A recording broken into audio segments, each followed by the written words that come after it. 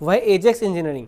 Ajax engineering की अगर बात करें तो आईपीओ के सब्सक्रिप्शन के फिगर्स अभी इतने अच्छे नहीं हैं, क्योंकि अभी केवल 12% सब्सक्राइब होते हुए नजर आया है, जिसमें रिटेल का सब्सक्रिप्शन हुआ है लगभग 19% के आसपास जो है, और HII हुआ है 13%, और QIB भी बिल्कुल भी सब्सक्राइब होता हुआ नजर नहीं आ रहा है। कंपनी अगर आईपीओ की डिटेल्स देखें तो बेसिक आईपीओ की डिटेल्स में सबसे बड़ा जो कंसर्न नजर आ रहा हुआ है पूरा ही इशू ऑफर फॉर सेल है।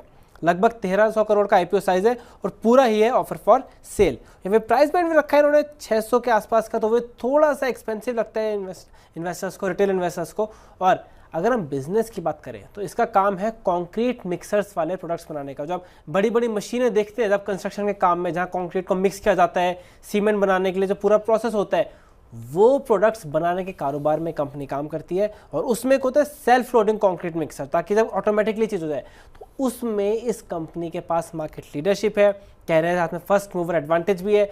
यानी मतलब है पहले प्लेयर था जो सेगमेंट में घुसे हैं, और वहाँ इनको अच्छी खासी लीड है, इनकी पूरी कैपेसिटी है उसमें लगातार एक्सपेंड करने की।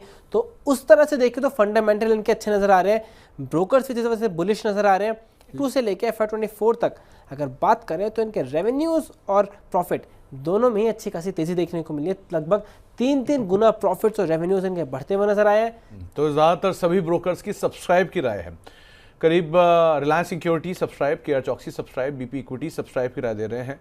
एक कंसर्न जो बताया शौरन ने कि ये पूरा का पूरा OFS है, 1270 करोड़ रुपए का IPO है, और पूरा का पूरा ऑफर फॉर सेल है 599-629 करोड़ रुपए, 599-629 रुपए के आसपास यहाँ पर प्राइस बैंड्स का दिखाई पड़ रहा है।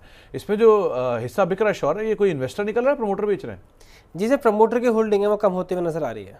तो प्रमोटर थोड़ी सी हिस्सेदारी बेचते हुए दिखाई पड़ रहे हैं, लेकिन इसकी वजह से थोड़ा प्रेशर। इसमें एक ये भी बात है कि प्रमोटर के भी होल्डिंग जो है वो 93% है, तो फिर उनको कम भी करना पड़ता है। अगर आप लिस्ट छोड़ रहे हो तो आपको 75% उससे कम करना पड़ता है 3 साल में।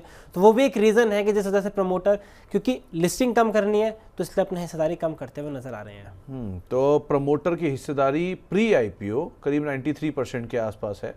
पोस्ट इशू देखना होगा ये IPO की होल्डिंग कहाँ तक पहुँचती है। अगर वो हिस्सेदारी घटकर ऑलरेडी 80-82% तक भी आ जाती है तो भी उनके पास ओवरहैंग रहेगा 7% के आसपास की इक्विटी और बेचने को लेकर। कंपनी कंक्रीट इक्विपमेंट वेरिएंट बनाती है और रफली 30,000 के आसपास यूनिट्स कंपनी ने पिछले 10 सालों के दौरान बेच भी रखे हैं। सो ठीक ठाक कामकाज है। 51 डीलरशिप है, 23 स्टेट्स में कामकाज है, 115 टच पॉइंट्स है, 51 हेडक्वार्टर्स और बाकी डिटेल्स है, लेकिन एक ठीक ठाक कामकाज वाली कंपनी है।